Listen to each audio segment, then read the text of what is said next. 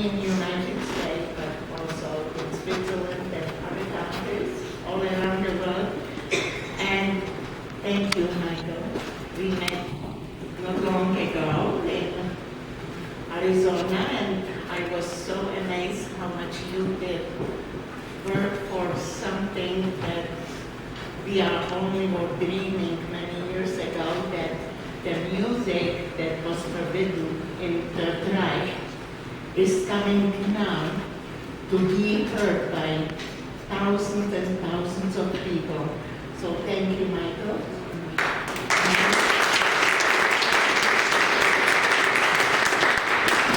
And I got to know your name through my friend James Cameron, that he got that for many years. And I was accompanying him when he was performing one opera that was written in Theresienstadt but was not allowed to be performed. Only lately, The Emperor of Atlantis by Victor Ullmann. And I had, fortunately, I was in touch with all those composers, so I remember very well Victor Ullmann, because he knew Czech, but his language was German that I didn't like. So all his, lectures and all that was done in German, so I skipped those lectures. But I was introduced to almost everyone that was part of the music in Berlin, because we started very early to sing, and my caretaker in the children's home, she was a music teacher, and her best friend was Gideon Klein. Gideon Klein was the youngest of the composers in Berlin. He was 22 years old, a very good-looking guy. And when he came to our children's room, and we were 28 girls, and looking for him, and adored him, and it was a pleasure not only to look at him, but also what he did for us kids. He was really composing children songs in Hebrew, and we didn't know what we are singing because we didn't know Hebrew. But it was such a pleasure to do it, and every time there are stories around everything, but he became the pianist when Brundibar was smuggled into Theresienstadt in the 50-kilo luggage by Rudi Freudenfeld. And when he came in 1943 to Theresienstadt, he said, you have so many children in Theresienstadt, maybe you can ask if they would like to hear the music of Brundibar. Now, Brundibar, the children's opera, was done really for Board of Education, that this opera was sung in Czech. And it was,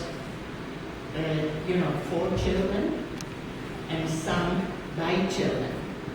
So, because he was Jewish, Hans Grazer, so he brought this little opera to a Jewish orphanage in Prague, where they were children. And because we were not allowed to do anything already that time, we were expelled from schools and all that. So there was opportunity to some people like Raphael Schächter, who was a musician, conductor, and very well known already that time in Czech Republic, and Hans Grazer and Gideon Klein. So those people were sleeping over in the orphanage on the floor, because we had to be by 8 o'clock home. It was performed twice in Prague. And then when all the children from the orphanage were brought to Theresienstadt, so Rudi Freudenfeld who was the son of the director of the orphanage, smuggled in the piano score of Brunhilde. So today, when I'm thinking about that 69 years ago, I was present to be for the premiere of Brunhilde in Theresienstadt. And this was the September 23rd, 1943. And I heard the music today in Golden, Colorado. This touches me because sometimes it comes to me that it happened many years ago. Sometimes I feel like it happened yesterday. Only one thing, what I'm missing most are all my friends, that they can be like me here to talk to you about Brunhilde. And Brunhilde became a symbol and memorial for many children of therapy. And I'm always asking, they should not be forgotten. And so I took on myself, because I like to talk, that I want to really bring this music to children all over. And thank you. I have here a new friend that we met 3 years ago, and she lives in Boulder. And she is also excited about Brunhilde, because this little opera says so many things. The music is beautiful. The children enjoying it so much, they will never forget what they learned in the time that they were singing. And for me, it is my dream will be fulfilled, because I'm hoping that it will never happen to the next generations, and they will continue to sing Brunhilde, and they will have those memories that I have. After 55 times when I was on stage, and sometimes children are asking how you were taken to be cat because you were singing the cat. I said, the cat that you think about, that I never heard before that. This is only now a couple of years in New York that I know what is cat, This is not the same cat. And I always have to remember my mother. She was really excited when I came home, and I said, Mom, I be singing in an opera, and I will be a cat.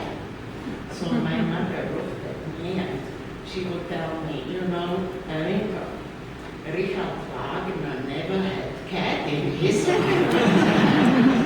So it was a surprise to her, and I brought many surprises home to her. Because I learned so much to be part of this Brunhilde. We had such a wonderful people that they were taking care of us, that they just tried, that we should really forget where we were. When we were on stage to perform Brunhilde, and I should have bring my Jewish star, that I still have my original Jewish star. They told us that when we sing Brunhilde, we don't have to wear the star. So this was a couple of minutes that we were free, without being up with the Jewish star and all that. So the couple of minutes to be free on stage meant so much to us, and today kids would say, what is that a big deal? It was a big deal. That we were so happy to entertain other people. And I have to say that, I don't know, I was born show off. I like to show. I was never scared to come on stage or to perform, and even when I was in first grade, they chose me to say, for Mother's Day, we wonderful poem. And okay, and I was, and my friends were saying, you are not afraid. You don't have this feeling to be afraid. And I think I was telling them what you are afraid of. You will sing and you will be happy. And when we came out and they saw there was only allowed 100 people to come to listen to us in a barrack that was called Magdeburger Barrack. And we had to watch that nobody more than 100 people would come in because this was not allowed. But now children are asking, where was your dressing room? There was no dressing room. We were in the corridor. And what was your costume? So my costume was black pants, ski pants of my sister, black sweater of my mother's. But one thing, architect Zelenka, who was a wonderful, wonderful artist, genius, he had a leftover of a shoe polish, black shoe polish, and he was my makeup man. And he used the little black polish and made me whiskers. And he said, cat can have no shoes, you have to take off your shoes. And my feet were white, so he put on my feet also little the black polish that I should not make noise. And then something was very unusual in there, things that they were, not allowing us too much hair. But I had like a curl here, so he opened up the curl and made me like ears. And this was my costume. And I was so happy. And I know that my mother saw me not once, a couple times. Because I found a postcard, that we were allowed in 30 words to say where we are or so. Only in German language. What was for me, like, I hated it already, that time I still hate it. But she wrote in this postcard, and I think that some people have my book, that cat with a yellow star, and there is the postcard, copy of the postcard, where she writes, Ela is working already, but in German she's saying, Sie singt in eine Kinderoper. This was good about. And it makes us so happy. So I know that it made many people happy, not only my mother. Because that time, everybody was looking for something that they couldn't see us children to be preoccupied with something and not to think always about the bad things what we had to go through. So even today, I'm not talking about atrocities that happened when I came to Theresienstadt. The first 2 weeks, there were hangings of young people that they wrote notes to their parents where they are, because nobody knew where they are taking us with the train. They were put with those letters, and they walked up. Now in the barrack that I was in, the Hamburger barrack, they took us kids, and they took us out to show us those hanging people. And they said, if you will do the same thing, you will be there too. They let them hang their whole week. And in very short time after, there was again hanging. But I don't know, they were probably scared of Red Cross, International Red Cross already in 1942. So they didn't do the hangings inside the residential fortress, but they did it in the outside in the small fortress. So people who were punished in Terezin, they were taken to the small fortress in Kyoto. I don't talk about it with my Because I think that our kids now, when they open television, they have scary things to see. And they don't need that they should be talking about it, you know. And how much atrocities are going around the world. And let's hope that we can join and really help those innocent children that they are punished for no reason. Because we were punished 1.5 million Jewish children only for that we were Jewish. There was nothing else that they would have said that we did wrong. We were expelled from school. We had to put them Jewish star. We had to be home. We weren't allowed to walk on the street. We had to walk on sidewalks. We had to walk in the street. And you know, we were not allowed to go to the bars and so on. And I remember in Prague is a wonderful old cemetery. This was open. And we would go there to play hide and seek with all those very famous rabbis and, you know. But we had fun. We wanted to be happy.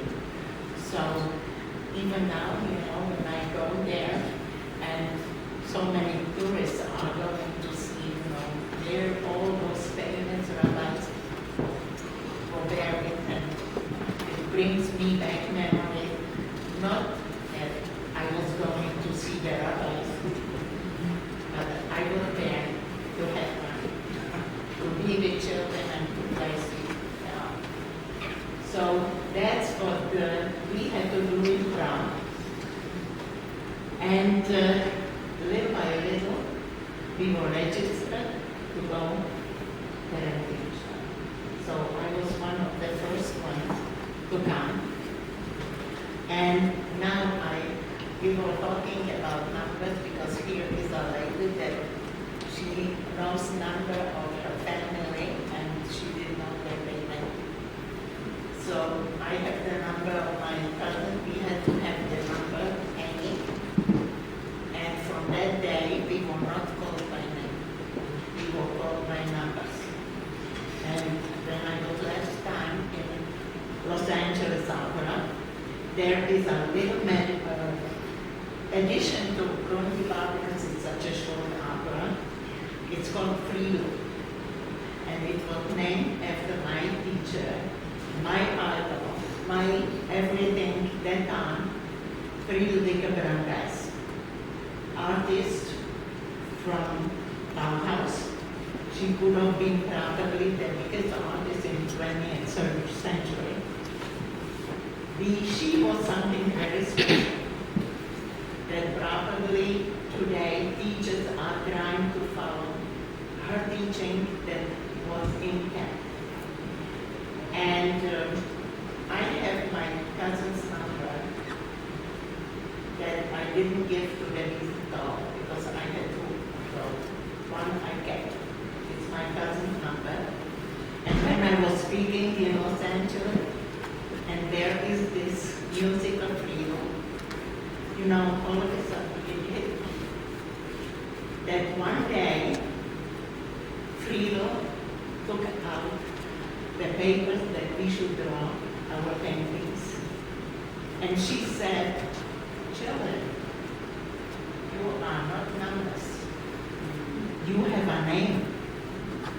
So right now, write your name on all those paintings what we were doing. And do it in German, do it your birthday, your room in the children's home.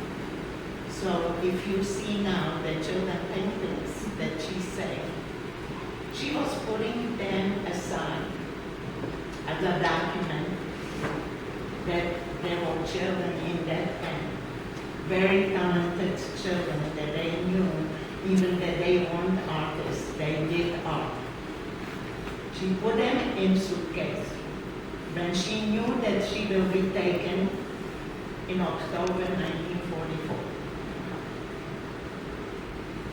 to Auschwitz for her death. And she wanted to be those children paintings witness that how many children were talented and very good children. When they opened up this luggage, this was in the attic of children's home, they found 3,000 children paintings that they are stored in museum in Prague. I have 23 of them there. I didn't think that I was such a great artist, but now I look at them and I see that I had a little talent. Not much maybe, but I had. And she said, Ella, you have to be illustrator. I didn't know what is an illustrator. But when I came back home, and we had to choose what school you want to go. I was already 15 years old when I came back. So I said maybe I should go to school for graphics. I want to be illustrator. There was no place because the schools were very limited for students. But they said we know somehow, I don't know how, my father was a father. You will go to school, art school for ceramics. This was what I did.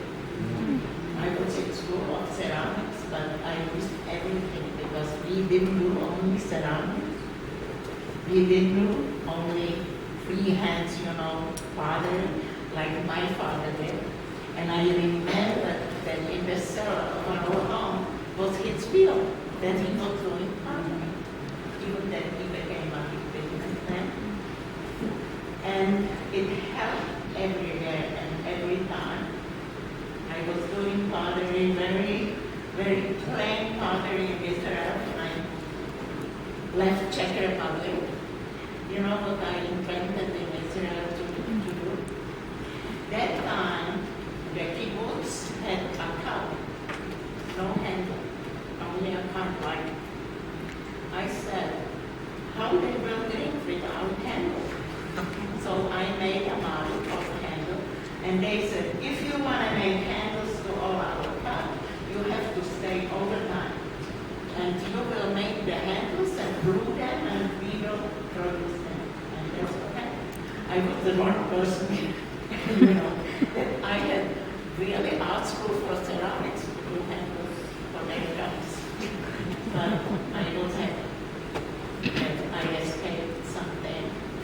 The communists wanted me to become a member of the Communist Party, and otherwise they would let me to go for higher education in art.